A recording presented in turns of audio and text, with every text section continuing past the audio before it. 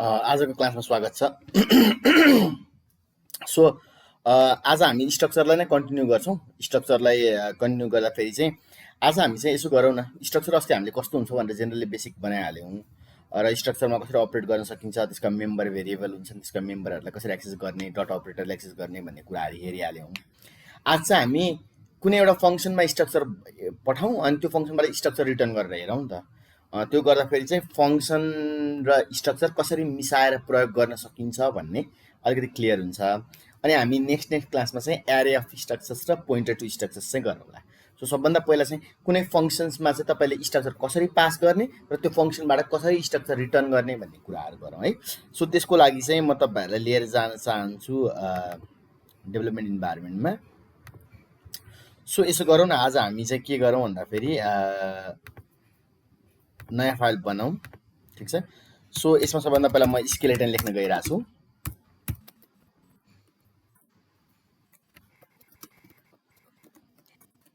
Okay, so यो भयो हाम्रो स्केलेटन। अब हामी के गरौँ भने यसमा सबभन्दा पहिला चाहिँ हामी के कस्तो प्रब्लम गर्ने भन्दाखेरि नि, सबभन्दा पहिला म प्रब्लमको बारेमा भन्न चाहन्छु कि सो हामी चाहिँ युजरसँग दुईवटा टाइम मागौँ, एउटा टाइम स्टार्ट टाइम, अर्को टाइम स्टप टाइम, र हामी स्टप टाइमबाट स्टार्ट टाइमलाई माइनस गरेर कति चाहिँ रहेछ बिचमा ग्याप। जस्तै मानौँ अघि 6 बजेर 5 मिनटमा सुरु भएको हो भने 6 बजेर 10 मिनट गयो स्टप टाइम भने 10 मिनट भयो नि त इल्याप्स्ड, होइन। सो त्यो इल्याप्स टाइम चाहिँ हामी क्यालकुलेट गरौँ है त। त्यसको लागि कसरी गर्न सकिन्छ अनि प्लस हामी यसमा के गरौँ भन्दाखेरि यदि युजरले चाहिँ स्टप टाइम चाहिँ स्टार्ट टाइम भन्दा स्टप टाइम चाहिँ रिसेन्ट हुनुपर्ने ठाउँमा चाहिँ स्टार्ट टाइम चाहिँ रिसेन्ट, स्टप टाइम चाहिँ पुरानो हाल्यो भने त्यो केसमा चेक पनि गर्नु पर्यो के। सो त्यो चेकहरू पनि गर्ने काम पनि हामी यसैबाट गर्छौँ है त। सो त्योहरूलाई पनि मध्यनजर गर्छौँ। So right a program to find the difference between two times using structure and using the functional approach है त। हामी फङ्सन युज गरेर गर्छौँ। ओके, सो सबभन्दा पहिला बेसिकली स्ट्रक्चर डिफाइन गर्नु पर्यो। स्ट्रक्चर डिफाइन एसटिआरइसिटी स्ट्रक्ट टाइम भने मैले यसलाई, ठिक छ। सो टाइममा के हुन्छ, आवर्स, मिनट्स एन्ड सेकेन्ड्स हुन्छ। अनि आवर्स, मिनट्स एन्ड सेकेन्ड्स भनेको जहिले पनि पोजिटिभ नम्बर्सहरू हो, नेगेटिभ कहिले पनि टाइम नेगेटिभ हुँदैन है। सो के गरौँ भन्दाखेरि आवर्स एन्ड देन मिनट्स अनि त्यसपछि सेकेन्ड्स, यसलाई चाहिँ हामी के गरौँ भन्दाखेरि अनसाइन्ड भनौँ, अनसाइन्ड इन्ट, ठिक छ। HOURS hours, unsigned SIGND unsigned int minutes, unsigned int seconds. Okay, so हाम्रो आवर मिनट सेकेन्ड भइसकेको छ। यो हाम्रो स्ट्रक्चर बनिसक्यो। अब यो स्ट्रक्चर बनिसकेपछि हामी के गरौँ, युजरसँग दुईटै टाइम मागौँ अनि एउटा टाइम चाहिँ त्यसको डिफरेन्स क्यालकुलेट गरेर देखाइदिउँ है त। सो त्यो गर्नको लागि सबभन्दा पहिला हामीलाई 3टा टाइम चाहियो।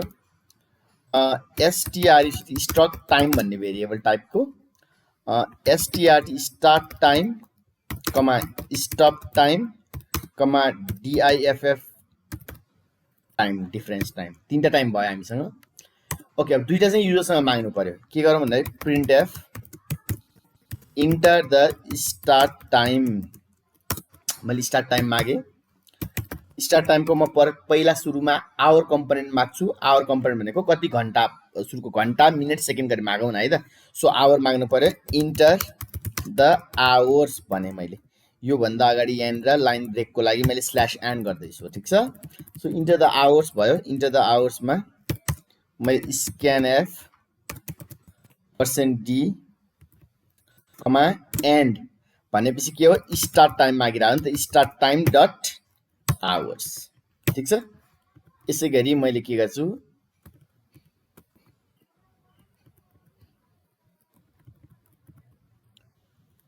Enter the minutes, MINUTES minutes.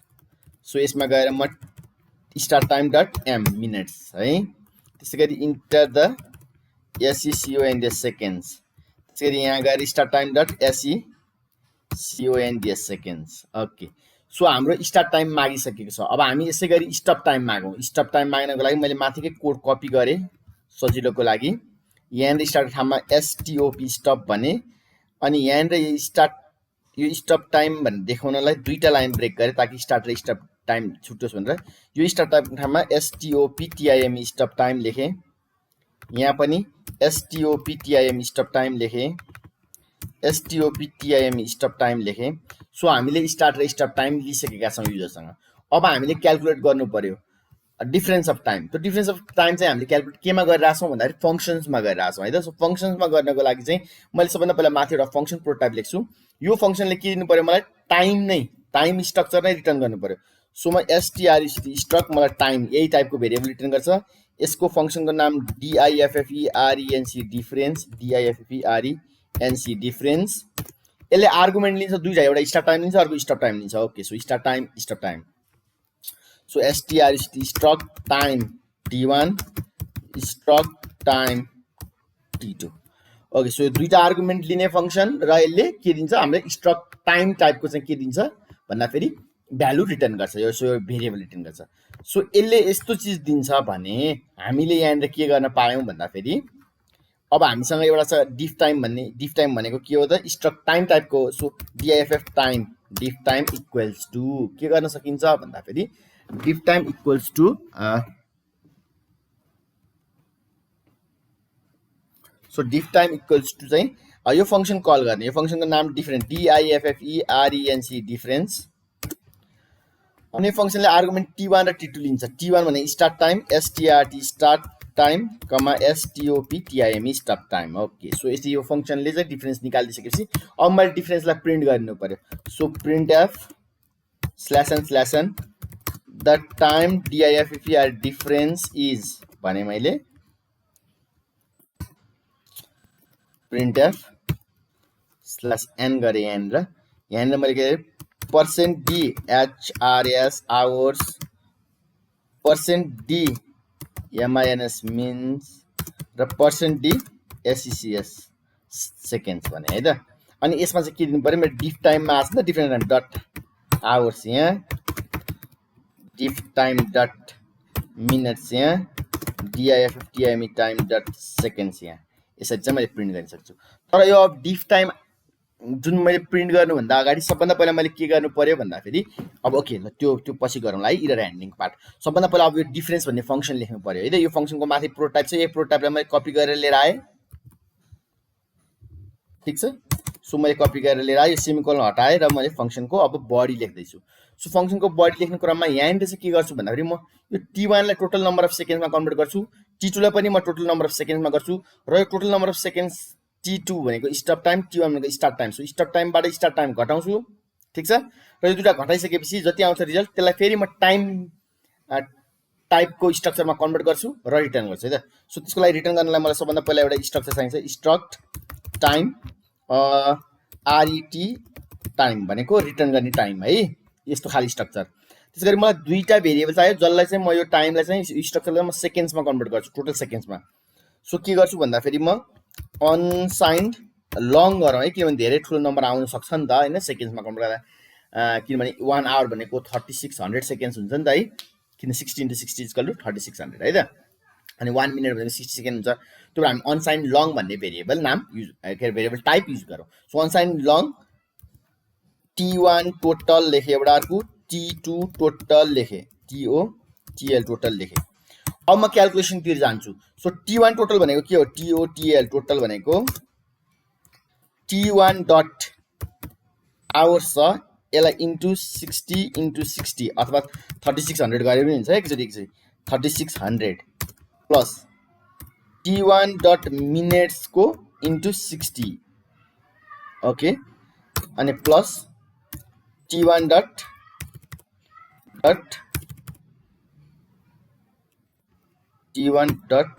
Seconds. Okay, so t1 total यहाँ आयो। यसै गरी t2 टोटल निकाल्न मिल्छ,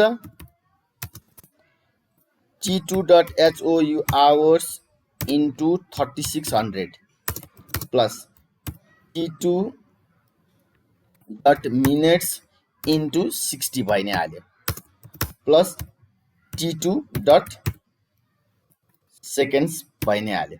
सो यसरी चाहिँ हाम्रो t1 र t2 को टोटलहरू टाइमहरू चाहिँ आइसकेको छ है त। सो t1 र t2 को टोटल टाइम आइसकेको छ। आज पनि सरी क्यामेरामा ब्याट्री चार्ज रहन्छ। सो भिडियो जुनै पनि बेला जान सक्छ, नो प्रब्लम एट अल है। सो यसरी T1 र T2 आइसकेपछि टोटल टाइमहरू आइसकेपछि अब हामी के गर्छौँ, डिफरेन्स टाइम भन्ने जुन छ डिफरेन्स टाइम निकाल्नु पर्ने हुन्छ। यहाँ गरौँ DIFFERENC डिफरेन्स टाइम भन्ने दिएँ मैले, डी टाइम भन्नुहुन्छ है, म धेरै लामो नाम किन लेख्नु, डी टाइम। सो म के गर्छु, D time equals to T2 भनेको स्टप टाइमको total minus T1 total. So T2 total minus T1 total गरेपछि डिफरेन्स टाइम निक्ल्यो। अब यो डिफरेन्स टाइमलाई फेरि मैले के गर्छु, यो टाइम स्ट्रक्चरमा कन्भर्ट गर्नुपर्छ, जुन चाहिँ म रेट टाइम भन्नेमा राख्छु। So RETTIME ret time dot hours भनेको के हुन्छ त भन्दाखेरि यो डी टाइम भनेको डिफरेन्स जुन छ त्यो डिभाइड बाई 3600 ले डिभाइड गर्यो भने आवर्समा आउँछ, ठिक छ। अब फेरि डी टाइममा बाँकी रहेको कति छ भन्दाखेरि D time equal to D time reminder of divide by 3600 modulo division गरिदिने, ठिक छ। अब यसमा चाहिँ मिनट्स र सेकेन्ड्स मात्र बाँकी छ। सो त्यो मिनट्स र सेकेन्ड्सलाई फेरि RETTIME ret time dot minutes equal to D time slash 60 ले डिभाइड गरेपछि के हुन्छ भन्दाखेरि यो मिनट्स पनि त्यहाँबाट एक्सट्र्याक्ट भयो। त्यसरी फेरि डी टाइमलाई फेरि सेकेन्ड्समा मात्रै बाँकी रहनलाई डी टाइम मोडुलो डिभिजन 60 गरिदिसकेपछि सेकेन्ड्स मात्र बाँकी रहन्छ र RETTIME time dot seconds equal to D time मात्रै गर्दा फेरि तपाईँ के भयो, अब RET रेट टाइमको आवर्स मिनट्स र सेकेन्ड्स भन्ने जुन मेम्बरहरू छ त्यो पपुलेट भयो। यो पपुलेट भइसकेपछि के गर्ने, RET return RETTIME ret time गर्ने र यसरी चाहिँ टाइम रिटर्न हुन्छ। टाइम त रिटर्न भयो त्यहाँ, तर यहाँनिर हामीले के चेक गरेनौँ भन्दाखेरि स्टार्ट टाइम र स्टप टाइममा चाहिँ यदि स्टप टाइम ठुलो हो भने, के अरे स्टार्ट टाइम ठुलो हो भने त स्टार्ट र स्टप टाइम त मिलेन कुरो त, त्यसरी त डिफरेन्स निकाल्न मिल्दैन। त्यसको लागि चाहिँ चेक गर्नु पर्यो। सो चेक गर्नलाई म के गर्छु, if start time dot hours is greater or equal to stop time dot hours छ भने फेरि चेक गर्छु if start time dot minutes is greater equal to stop time dot minutes हो भने फेरि म सेकेन्डमा पनि हेर्छु, if start time dot seconds is greater मात्रै हेर्छु है म, stop time dot equal to भन्दा 0 आउँछ त्यही केही समस्या छैन। सेकेन्ड्स हो भने चाहिँ के गर्नु पर्यो, PRINTF printf /n the start time can not be recent than stop time है। त्यो भन्न खोजेको चाहिँ यो त हुन सक्दैन नि त होइन, एक्जिटिङ प्रोग्राम चाहिँ एक्जिटिङ गर्दैछ भनेको यो त हुन नसक्ने कुरा हो। किन हुन नसक्ने कुरा हो भन्दाखेरि चाहिँ तपाईहरुको चाहिँ कहिले पनि स्टार्ट टाइम चाहिँ स्टप टाइम भन्दा रिसेन्ट हुन सक्दैन, त्यो भएर है त। सो मैले यहाँ रिटर्न गरिदिन्छु, 0 गरिदिन्छु। सो के यो प्रोग्रामलाई सेभ गरौँ, फाइल सेभ गरौँ। मैले नाम यसमा दिए टाइम structure structure.c भनेर सेभ गरे, यसलाई एक्जिक्युटमा गरे, कम्पाइल एन्ड रन गरे। तपाईहरुले हेर्नुभयो भने यहाँ तल देख्नुहुन्छ एरर 0 वार्निङ 0 है, एरर 0 वार्निङ 0। अब म तपाईलाई रन विन्डोमा लिएर जान चाहन्छु। सो रन विन्डो हेर्नु होला, यहाँ इन्टर स्टार्ट टाइम भन्यो। ल मैले स्टार्ट टाइम 6:15 स्टप टाइम चाहिँ 7:20 गएर 15 सेकेन्ड भयो भने the time difference is 1 hours 5 minutes and 5 seconds। यसरी चाहिँ यसले टाइम डिफरेन्स क्याल्कुलेट गर्छ। फेरि एकचोटि हामी रन गरेर हेरौँ, यसलाई रन गरेर हेरौँ।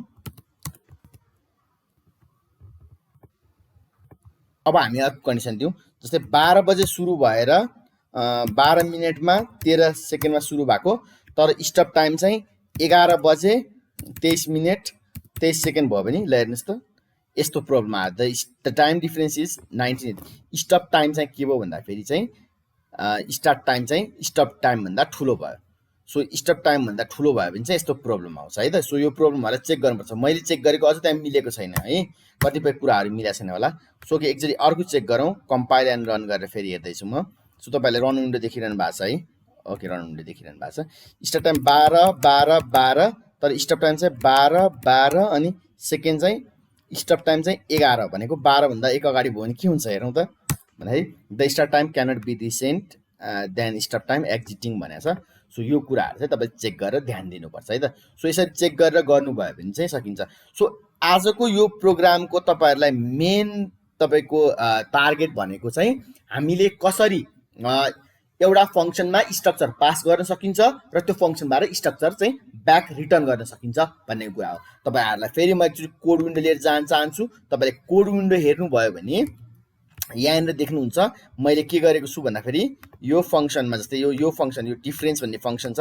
यो डिफरेन्स भन्ने फङ्सनमा दुईवटा स्टार्ट टाइम र स्टप टाइम भन्ने दुईवटा टाइम स्ट्रक्चरको चाहिँ डाटाहरू पठाएको छु र डिफ टाइम भन्ने टाइम स्ट्रक्चरको चाहिँ डाटालाई चाहिँ यसबाट मैले रिटर्न ब्याक लिएर चाहिँ यहाँ देखाइरहेको छु है त। तपाईँले यो प्रोग्रामको यहाँ हेर्न सक्नुहुन्छ। यो प्रोग्राम जहाँ हामीले डिफाइन गरिरहेको छौँ त्यहाँ स्ट्रक टाइम भनेको यो चाहिँ के हो भन्दाखेरि यसले चाहिँ यो फङ्सन डिफरेन्स भन्ने फङ्सनले चाहिँ स्ट्रक टाइम टाइपको चाहिँ चिज रिटर्न गर्छ भन्न खोजेको। सो स्ट्रक टाइम टाइपको चिज चाहिँ रिटर्न गर्छ।